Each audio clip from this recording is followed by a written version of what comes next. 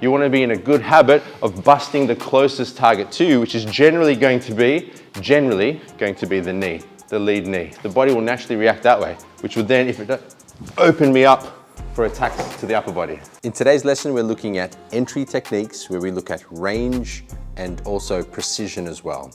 Hope you enjoy. How does the Wing Chun player enter? And essentially you want to make it as efficient, as effective, and as devastating as possible. So if Noah and I are about to get into a conflict situation and we're out of touching range with our hands, rather than just stepping into hit, right? You want to actually use the step effectively. So how do you actually use a kick, right, as you enter? But then what do you do to follow up from there? So we're going to look at entries. And the first simple thing I want you to take a look at is leading with an actual kick. So a kick, now when you kick in an entry, the objective is to break the knee, generally speaking. That's the basic general thing, because the knee is going to be closer to you than their nuts, unless they have giant nuts, you know. Some people do. Elephantitis of the nuts is a real thing. So if they do have a giant nut, then you can kick that, but most people don't. So you're probably going to be going for the knee. Now, what you have in your mind when you go to bust the knee is that you're trying to drive the center of your heel precisely through the front of the kneecap, or if they're side on, the side of the knee. And you want to think of it as though you're trying to drive it, you know, like 30 centimeters backwards or to the side. Because if you can break their knee on entry, you've already won the fight. Does that make sense? Yeah? You've incapacitated them, you can go home and eat pasta. So we're going to start off just with precision and a couple of different types of kicks. We've got the low heel kick, which is the fundamental kick where we just drive the knee and foot up through the center, contacting with our heel, driving through the knee joint. But there's a couple of variations of this. Coming straight up the center, there's also turning the knee outward and bringing the hips slightly forward and the head backwards. So if someone's maybe throwing a punch towards you as they come in, you can use this one to get your head out of range, but also to damage their knee, right? So you've got straight up the center, you've got pointing the knee out, but you've also got pointing the knee in towards the center, where you can actually get more range as well. So you've got three options there. You've got pointing the knee in, pointing the knee out, and coming straight up the center as well. So we're just gonna mess around with those first. We'll do it without a pad, then we'll do it with a pad. Meaning, I just want you to get into your stance and start throwing up the center, outside knee, inside knee. And just get used to going center, outside, inside. Just get used to doing it in a balanced way. Because you don't want to be losing your balance, throwing your weight forward so they can take advantage of you. You want to be thinking about centering and sinking. So you think center, sink, center, sink as you throw it so you're balanced. So play around with both days. Go heel kick, outside, inside. Heel kick, outside, inside. And just get into a rhythm of that. Once you guys look good and you're not falling over, we'll start adding pads to that. Any questions? 1, 2, let's go. Outside knee, outside. Aim for the knee height. So think about hitting the exact same target every time you kick. Draw the toes back towards you. All right, that's not looking too bad. All right, go find a wall bag, let's go. Same sequence.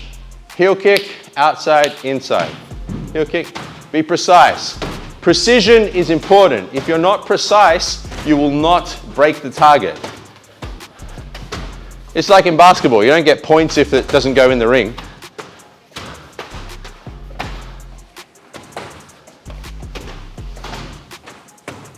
All right, and keep your guard up as well. Guard should be up in front of your chin and throat, protecting the chin and the throat. A bit higher with your guard, Nick.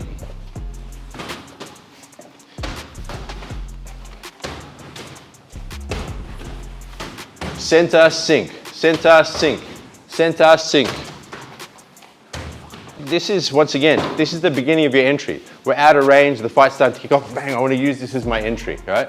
Meaning either I'm coming in towards him or he's coming towards me. You want to be in a good habit of busting the closest target to you, which is generally going to be the knee, the lead knee, yeah? Bang. If you can get used to busting that open, then you'll, A, you could finish the fight there. B, you could put a big distraction. I mean, let's say I get a good hit here, but it doesn't break. He's gonna react, the body will naturally react that way, which would then, if it does, open me up for attacks to the upper body. Oh, that was like a chi master, you'll fall down no problem. But you get the idea, yeah? So now what we're gonna do, you're gonna practice the range of it, yeah? So using all 3 kicks, so you're just gonna be with your partner, kind of tracking them when they bring it up, center, outside, inside. Start with the one leg, just for skill development. 1, 2, 3, get used to the range of it. All right, any questions? 1, 2, let's go. So guys, pad holders, put the pad away, move around, present it. So they're range finding. So put the pad away, I'll show you what I mean. So it's not there, he's following. When I put it there, bang, 1, 2, 3, good. So you put it away. So it's not kicking time now. Now I'm stepping into range. Come on, let's go. Got up. So it's just tracking. Yeah, but you want to take it away because then he won't know when to kick because you were keeping it here. You know what I mean? Cool. Good, so the kick's looking good, you're looking balanced, but keep the guard higher. You're leaving your head way open and it doesn't need to be so far out. Here. So about 90 degrees is a good gauge, yeah? Cool. If you're all the way out here, see how now it's quite widely open there and also I can take that, yeah? Yeah, so just think approximately 90 degrees with the front arm. It's much more robust structurally and muscularly and you've got more range to move back and forward. Be precise. Don't just throw your leg up and hope for the best. Think, I'm busting the knee, I'm busting the knee, I'm busting the knee.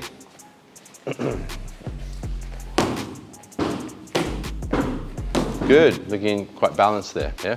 Think up and down, spine up, body relax down, spine up, body relax down. Yeah, kicks are looking good, just keep the guard up. You're dropping your guard during the kicks, let's go again. Keep the guard up, good, guard up, good. Nice, Max. All right, now I want you to mix it up between the 2. So, you know, they've come in range, you've got your 1, yeah? Oh, sorry, the heel kick, 1, and then use the other leg, 2, and then 3. The other, yeah? So use alternating legs. Now the reasoning for that is that, you know, the situation's on, he's come in, I've kicked here, 1, 2, you can keep going with it. Keeping the guard up, 3, yeah? But we're just getting used to this rhythm of attacking the lead knee. You know, if Marcus, right, goes to kick me, this may affect me this way, depending on the strength of his kick as well. It may knock me back. So I just want you used to just thinking, break it, break it, break it with our 3 basic options, yeah? Precision, timing, get your precision and your timing right and your distancing, and then you can add more speed and power. Questions? 1, 2, let's go. Especially when you're coming in closer, you must protect your head and neck. You know, before a match, they say, you know, protect yourself at all times. This is the same thing, protect yourself at all times. Boom, boom. So actually with the front kick, you're kind of pushing to the point where if the pad came away, you'd lose your balance. I want you to think of just going up and down. So I mean, spine goes up, center, body goes down, sink. So that when you throw the kicks, you should always feel that you're stable. Make sense? Go again. So push one on purpose, like just push on purpose and feel how, yeah, see how you don't, do it again, push again, push on purpose. Yeah, see it's quite awkward and unbalanced. Now think up and down, get your range right, up and down, yeah. You're more balanced. That's in self-defense, you must stay balanced. You don't want to lose balance because in that moment of off balancing, you can be taken advantage of. They can either take your balance to where they want it or they might just hit you, yeah? Balance, balance, upright, upright. Precision, precision. Think like, you know, my family's life depends on me being precise with this kick. Nice. I'm saying aim for a level of excellence in your practice. Because, you know, if you aim to do things really well in life, that'll cross over to anything. If you aim for excellence in your training, maybe you'll aim for excellence in your schoolwork. You aim for excellence in your career, aim for excellence in your relationships. So don't be sloppy with it, is what I'm saying. Be precise. You've used your kick, you've entered in. You've used either your heel kick, the outside, or the inside. So you see this is my longest range of weapon. So if I put, you can see it's my longest range. Now the next longest weapon you have is the actual eye strike. Now this is, the eye strike's actually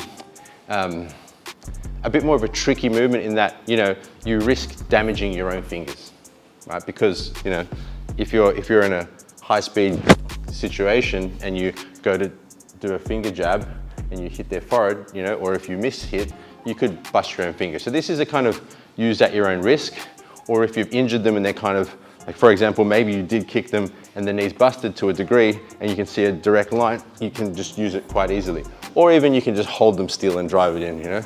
But this is the next piece of the sequence.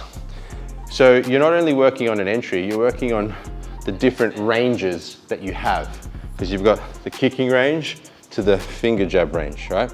So we'll start off with this one just on the pads, and then, sorry, on the wall bags, because you can manage the level of pressure you put in.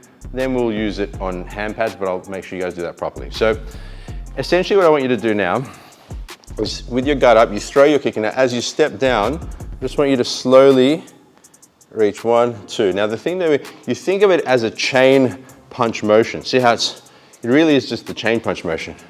The chain punch motion you'll find comes into a lot of things. So it's basically constant, steady flowing attacks, right? So you're gonna throw whatever kick you please. As you step down, 1, 2, yeah? We'll do it with our partner actually first, but just doing it slowly and precisely. Now the things to think about when you do a finger jab is that you want to make sure your hand feels long and structurally integrous. So I mean, if we put your hands out like this and make it floppy and rounded, right? Feel how you can kind of collapse it very easily. Like it's nothing. Now really aim as though you're water shooting out through. And when you push in, you should feel, so if you push into your fingers, you should feel that there's a structure behind it, a strong supporting structure. It shouldn't feel like it can break. So that's the kind of intention you want. You want a sharp, strong, pointed finger. You can use any of the top 3 to hit. Like these two, or even just the middle one, any of those are fine, yeah? So once again, using your kick, step down, just slowly and controlled, 1, 2. Like just so you have that in your mind, okay? The eyes are a good target, and this is a nice long range weapon. Questions? 1, 2. Kick to enter, double eye strike. Let's go. So you're dropping your right hand as you come forward with your left. Keep it up. You did this. Don't do that. I think that's like a taekwondo habit. Get rid of it. Keep your guard up. Now, just because, think about it. If you throw this here and you drop this here, right, and I'm a good fighter, yeah, then I'll see that opening, right? Yeah.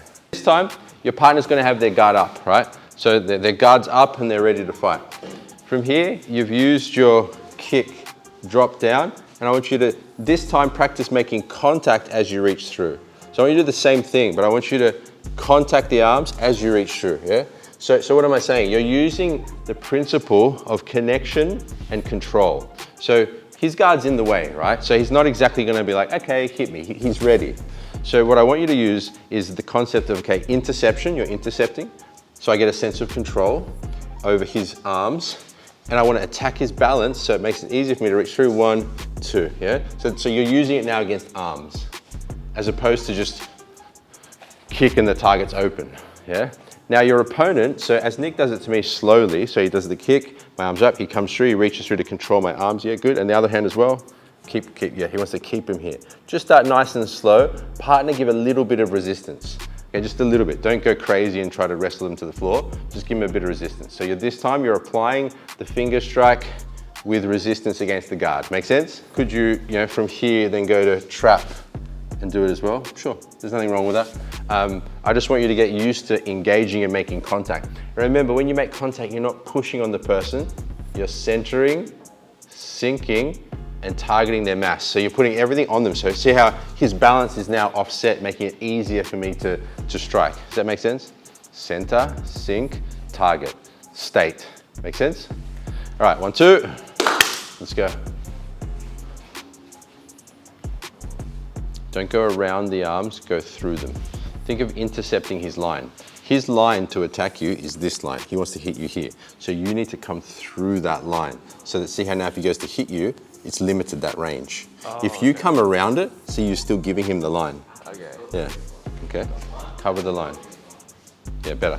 But keep it, keep it. See how you came all the way back, but you just said trap, I could trap him. Yeah, but you can't trap him if your hand's fucking here. You gotta keep it there on him, yeah? Okay. Probably shouldn't swear at teenagers, hey? Oops. I've gotten better. You should have heard my potty mouth 2 years ago. I was the worst. Now see, you're around it again. Nick, hit him. Yeah, see? Cover, so yeah, cover the line of attack. Remember that concept of interception? Here, now we can't hit you. Because this attack line, so think of it, this wants to hit you, but this is covering that line now, yeah? Okay. Yeah. Don't come around the arms. Do it again. Forward. Go through his arm. Through the guard. What do you mean through the arm? So look, you're coming over the top. Look, he can still punch you now. You know, so you've got to come through his arm. Yeah. Yeah. Do you understand? Yeah. Come towards me slowly. Do it to me slowly. Come to the kick. Okay. So you didn't go through my arm, so I can hit you slowly and controlled. Don't try to put your fingers in my mouth. I don't want to eat your fingers, bro. Slow down. Slow and controlled. Is he like that with you? Is he fingering your mouth and stuff? No. Okay. There, like this. See, I can't eat you now. Sheldon, my man. You get the idea. But I couldn't hit you there either, so. Yes, you could. What are you talking about? You weren't even paying attention. There. You've got arms. You don't have to like actually. Yeah, exactly. You don't have to actually scrape their eyeball out. Last piece. We've been thinking about entry, so okay, using our kicks to enter. We're thinking about range, okay? I'm using my longest distance tool in regards to my arms. But now we're in contact. We've hit with this, we've hit. Maybe all of these attacks have been useless. Maybe they haven't worked, right? Now we're in closer range. Now that we're in contact range, we can now use our elbows, yeah? We're come closer. So from here now, we're gonna use our elbow, which is like a bong sao motion. So it's like the bong sao motion. You want the elbows working together in unison. So now that I've come through 1, 2, I haven't been able to get through much, I'm going to now use my elbows, yeah, elbows. So you're gonna use them like kind of like a circle. So get into this motion first. So the elbowing arm is the lower arm, the defensive arm is the upper arm. So do this a few times first, just do it in the air. Keep your spine tall, yeah, so not this, you can practice it too, yeah. So practice this a few times. The elbow comes up and over like the bong sao arm, except the arms are more collapsed towards you. The other arm is like a dai sao on top, so think of it kind of like an equals sign, like this, and it's like, then it turns to the side. So here, which then changes to here. So once again, after I've come through with one eye strike, other eye strike, I then think of using the circle. So see how this hand comes back, kind of like a defensive arm, to elbow. Now it can be, this arm can be changed if you're latching. So if you're controlling with the other arm, then it's fine for it not to be above. But generally speaking, if you don't have contact, you'd be here. If you do have contact, you can bring the hand lower because you're stopping the lines of attack. Does that make sense? So if you didn't have the arms, you'd be better up here, yeah? But if you do have the arms, it's okay to have this lower, okay? So I want you to get used to using that 1, 2, so once you've come in close. Now the target here, generally speaking, you'd be going for the jaw to just try to knock the whole jaw off their skull. Yeah? I mean, self-defense, yeah? Knock it all the way off, yeah? Or you could be going to the front of the neck as well. But once again, only self-defense, not because you've come back from the future to terminate people. Alrighty, any questions? 1, 2, let's go. Yes, that was good. Spicy meatball. Latching and trying to do my elbows, right? Boom. I can maybe reach through and I continue trying to go through with elbow strikes, right? Cool.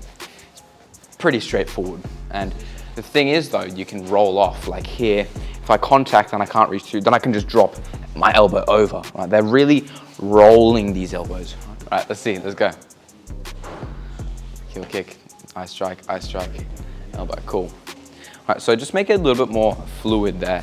So like I can do my low heel kick, right? And I go for the eye strike, right? Now, I can eye strike again, and then I start going in for my elbows, right? When you do the elbows, the most important thing is try and also control the arms, because it's quite close. So you want to take their balance as you do it. You can't just like keep like disconnected from them, you know? I mean, you can somewhat, but you're not taking that balance, then it becomes less effective.